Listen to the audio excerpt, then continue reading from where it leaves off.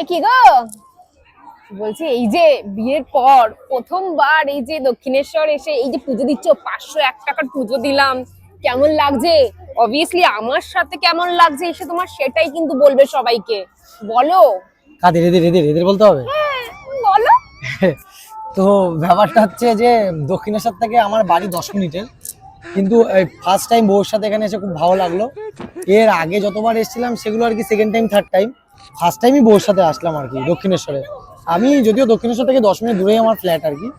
তো যাই হোক, এটা একটা নতুন এক্সপিরিয়েন্স যে বিয়ের আমার সাথে যে পুজোটা দিলে। হ্যাঁ মানে এই তো মানে বউয়ের সাথে এই নিয়ে আর কি মানে 4-5 বার দিয়েছি, কিন্তু তারপরেও এটা প্রথমবার, কারণ প্রত্যেকবার বউ বলে যায় যে বউ এখানে এসেছিল পুজো দিতে। কারণ বউ আর কি এটা বুঝতে পারে না কোনটা দক্ষিণেশ্বর, কোনটা কালীঘাট, কোনটা বড় মার মন্দির। তো এইটা আর কি মোটামুটি ওকে বুঝিয়ে আমাকে নিয়ে আসতে লাগে যে দক্ষিণেশ্বর। ও ভালো কথা।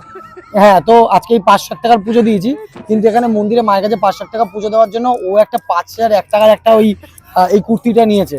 তো টোটাল হয়ে যাচ্ছে এই 5500 টাকা। তো মন্দিরে পুজো দিয়েছি 501 টাকা, কিন্তু এই যে এখানে আসার জন্য 5500 টাকার কুর্তি প্লাস 500 টাকার উবের বুক করেছিলে, উবের বুক, তারপরে ফেসিয়াল করতে গেছিলো, ফেসিয়ালে মোটামুটি 2-2.5 টাকা মোটামুটি ওখানে দিয়ে এসছে। তো এইভাবে আর কি মোটামুটি ভালোই লাগছে। মানে যখন আগে দক্ষিণেশ্বরে আসতাম আমি সাইকেল নিয়ে, আর পুজো দিতাম 50 টাকার ডালা নিয়ে, পুরো টোটাল যাতায়াত মিলে আমার 51 টাকা খরচ হতো, খুব খরচ হতো। কিন্তু এই যে এখন বউয়ের সাথে যখনই আসি তখনই ফার্স্ট টাইম, আর ফার্স্ট টাইম হওয়ার পরও প্রত্যেকবারই এই 5-7 হাজার টাকার এই মানে পুজো দেওয়া, টোটাল মানে টোটাল 5 হাজার টাকার পুজো দেওয়া, এটা ভালোই লাগছে। তোমাদেরকে বলতে খুবই ভালো লাগছে। তোমরাও বিয়ে করো, যারা বিয়ে করো, যারা বিয়ে করে যারা আসো, এইভাবেই আসবে, সেজেগুজে আসবে, আসার সময় অবশ্যই শাড়ি ব্লাউজ পরে আসবে, চুড়িদার পরে আসবে, আর পায়ে আলতা মাখে আসবে।